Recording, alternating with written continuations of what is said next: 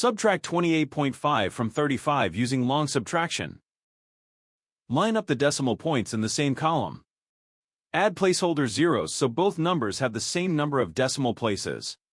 We work from right to left and finish one column before moving to the next.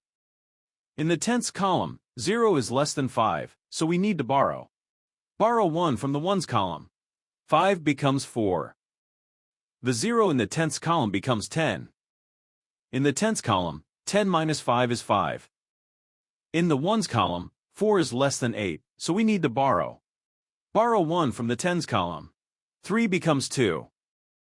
The 4 in the ones column becomes 14. In the ones column, 14 minus 8 is 6.